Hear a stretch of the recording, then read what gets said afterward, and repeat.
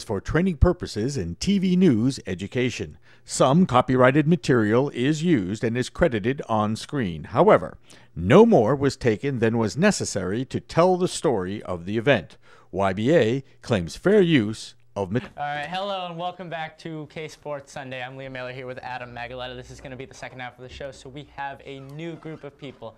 Joining us on the other desk is Nick Englander once again and Alex Barth. Guys, how you doing? Doing pretty good, Liam. Adam?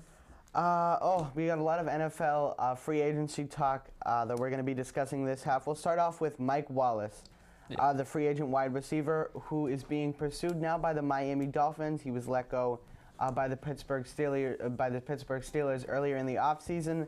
Last season, he had 64 catches for 836 yards and 8 TDs, which is not exactly a terrible season, but he's had better ones.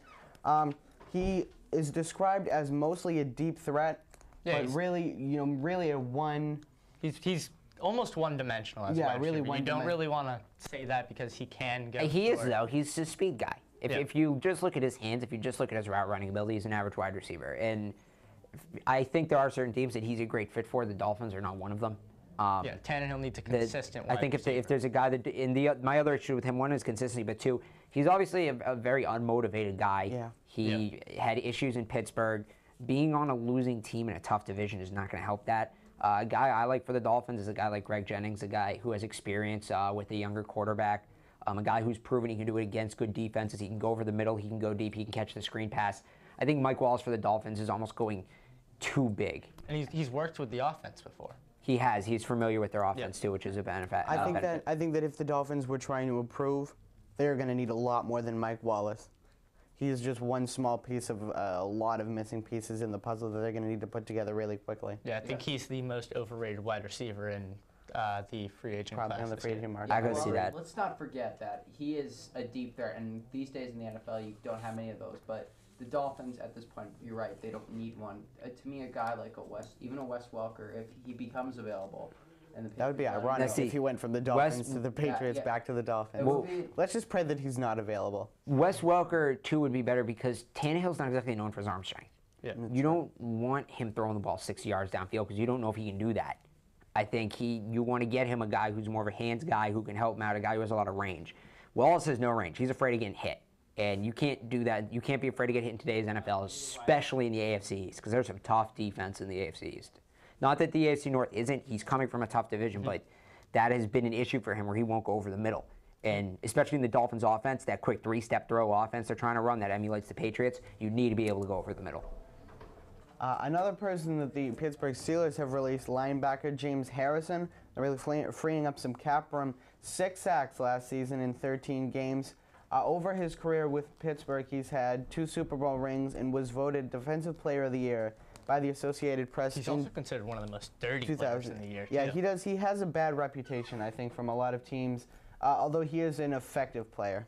Yeah, going into that reputation, he's been suspended every year for the past, 2 or 3 years now? Yeah. Well, yeah, he's Mr. He's Fine. not a clean player. He's Mr. Fine, but look at Rodney Harrison. Rodney Harrison was the same way. Was not re-signed by the Chargers. They didn't want to deal with the issues. He comes to New England. He is an instrumental part in the Super Bowl.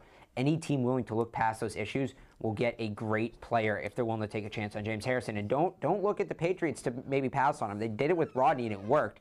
I think he could be a fit in New England or maybe on an older team, on a team like Green Bay, if he's willing to take a pay cut, maybe going to Baltimore, even a team like San Francisco, I think would be a good match for them too.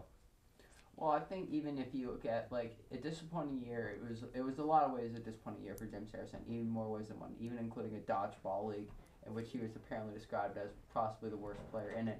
But to be quite honest, I think you kind of look past that. I mean, every player has a year where they generally aren't as good as they normally are. And I think this was kind of the year for James Harrison. I think he's still kind of got something left in the tank that can still make him a very good player when he would. Well, Nick's doing it too. Yeah, They're all doing it. With Harrison, it's risk versus reward, definitely, for any team that looks to sign him. Because you have to risk him not playing, yet you have the reward of him being a decently productive player. I think you wait and see. He's going to get a big incentivized contract. Yeah. Because not only is the off the field issue or the on the field issues, age is also a factor. Yep. I think you'll see him get somewhere 3 years, $12 million, but the majority of that will be incentive. He's not going to get a lot of guaranteed money. And the teams that can offer that contract are the teams that don't have much to lose anyway. It's going to be a team with a strong linebacking core, like the Patriots, like the Niners, like maybe even the Seahawks, that can put him in a package defense. I think that's his best option right now. The days of him being your premier linebacker are over. Yeah. All right. So now we move on to the Revis sweepstakes. Darrelle Revis, there are so many teams that are interested in him. Let's go down the list. The Broncos, they were reported that they were expressing interest in him, but then ESPN's Ed Warder had reported that they had probably backed out of there, but that had not exactly been confirmed. The Philadelphia Eagles are also attempting to make a deal. They really had a really bad year last year after all of the times that they've promised their fans that they're going to do better. They had a really down year last year, and Darrelle Revis is obviously a huge piece for any team. San Francisco, their secondary was a problem that the Baltimore Ravens really took advantage of in the Super Bowl, and Darrelle Revis can kind of close up that hole. The Atlanta Falcons, who have been a team that they produced really well last year, but they were known by many to be overrated. Darrelle Revis, they have space for him also, since they cut Dunta Robinson and Brett Grimes, so I think that he could do really well there. Other places, the Detroit Lions have been interested in him, and also the Patriots have been thrown around. I think you can cut this down. Everybody's interested in him. But I would be hesitant for the Patriots just because of all of the bad blood between the two teams, and also the fact that they are both I in think the AFC. in that case, it's more bad blood to the Jets than to the Patriots. If you're the Patriots, definitely go get him. It helps you out. He's a good player. And look, every team in the league should be interested in him. Every team in the league should try to get him, and the Jets shouldn't give him up. But the Jets shouldn't have signed Tebow. The Jets shouldn't have extended Mark Sanchez. The Jets should have fired Rex Ryan. There's a lot of should have that the Jets have done that they don't. They're not a well-managed team. They don't know how to run a football team. And I really expect he'll be traded for like a third-round pick, because the Jets don't want to deal with him. He's the one good player on the team, and God forbid the Jets have a good player. That's not how they do. They rather sign Jamarcus Russell. They rather sign a bunch of amateur cornerbacks and somehow make it seem like Mark Sanchez is going to come in and save the day. He'll be gone to who knows where, probably the lowest bidder, but this whole thing is ridiculous. The fact that they're even talking about trading him is an absolute joke.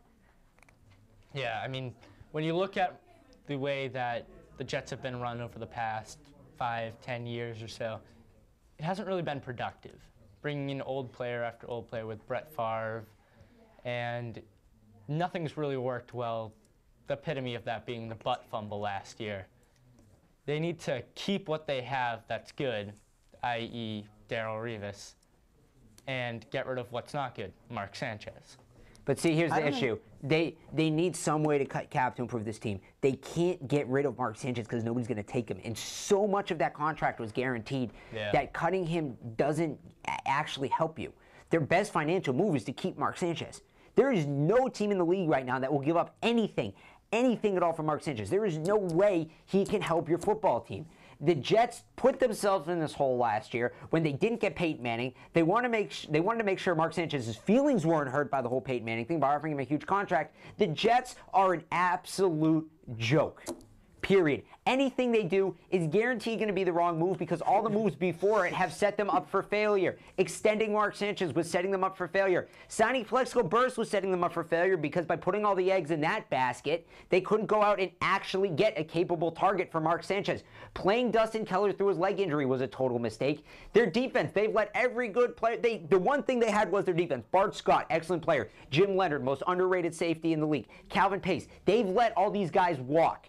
And that is their problem. They had the good defense. That's why Sanchez made 2 AFC championships. He had a defense who could keep him in the game. Now those guys are gone. Revis is the last one left, and the fact they want to get rid of him too is an absolute insult to every single person who's ever worn a New York Jets jersey. Also, if you have an opportunity to get Darrelle Revis, then you get him. I mean, the fact is he's probably one of the top 5, top 3 cornerbacks in the NFL right now.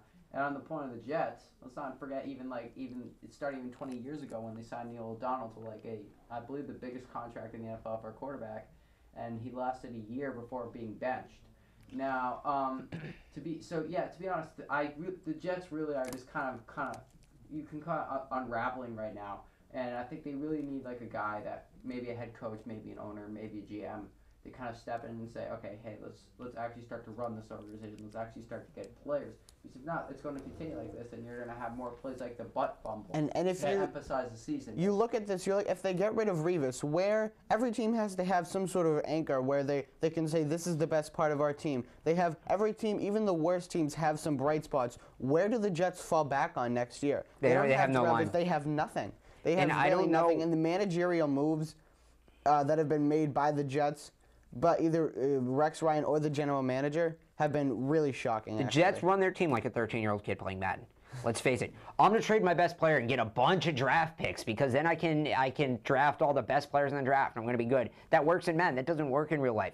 As good as Revis is, there's only a certain amount you're only going to get back for him. Nobody's going to oversell on Revis. Right. Revis. You're not going to get another Darrelle Revis. And frankly, one of those comes along in the draft once every 10 years. They may get 2 first-round picks. They may get 3 first-round picks like the RG3 trade.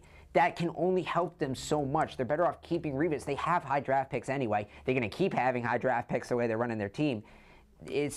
I can't keep stressing it. When I first heard they wanted to trade Revis, I thought it was a mistake. Another thing, but then even if they don't trade Revis, what do they do? What do they do next year? If they keep Revis, they're still a mediocre team at best.